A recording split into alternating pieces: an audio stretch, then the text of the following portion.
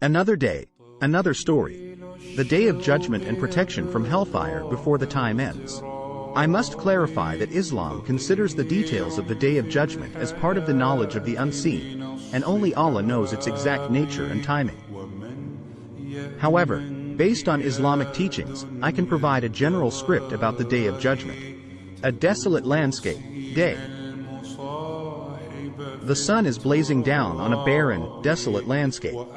There is no sign of life or movement, except for a few small rocks and boulders scattered across the terrain. The day of judgment is the day when the world as we know it will come to an end. It is a day when all human beings will be brought back to life to face the ultimate judgment of Allah. The graveyard, day. The earth begins to shake and crack open. The graves open up, and people start rising from them. They are all wearing the same white garments, their faces solemn and their hearts full of fear. The first stage of the Day of Judgment is the resurrection. Every soul that has ever lived will be raised from the dead, regardless of their race, gender, or religion. The assembly place, day.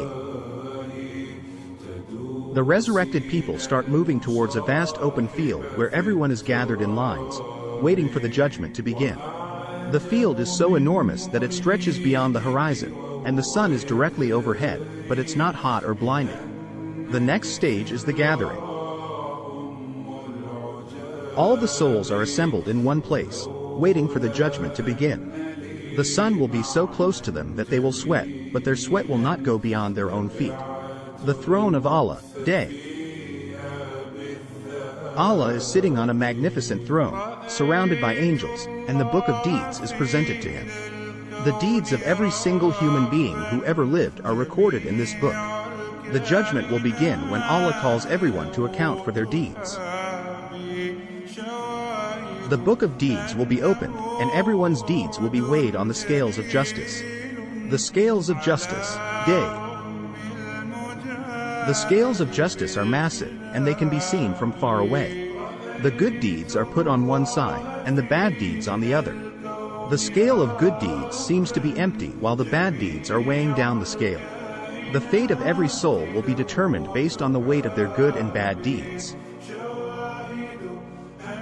Those whose good deeds outweigh their bad will be granted entry to paradise, and those whose bad deeds outweigh their good will be thrown into hell.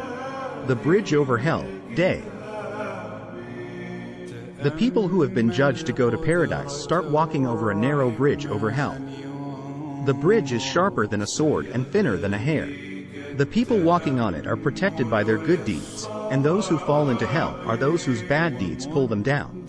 The journey to paradise will not be easy. Paradise, day. The people who have been judged to go to paradise enter a beautiful and peaceful place, where they are greeted by angels who welcome them and give them everything they desire. I can provide some general guidance based on Islamic teachings on how to protect oneself from the hellfire before the Day of Judgment. Believe in Allah. The foundation of protection from the hellfire is believing in Allah and His oneness. This belief should be firm and sincere, and should be reflected in one's actions and behavior. Follow the guidance of the Quran and Sunnah.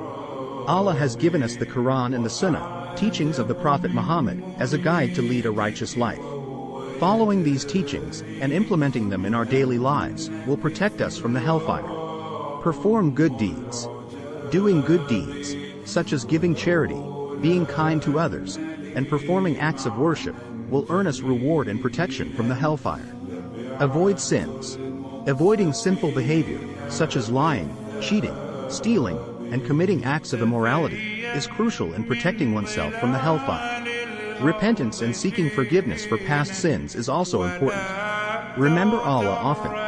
Remembering Allah through regular remembrance, dhikr, prayer, and supplication is a means of protection from the hellfire. It helps to keep us focused on our purpose in life, and reminds us of the consequences of our actions.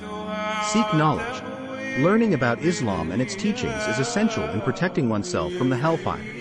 Seeking knowledge will help us to understand Allah's expectations of us, and how we can fulfill them in the best way possible.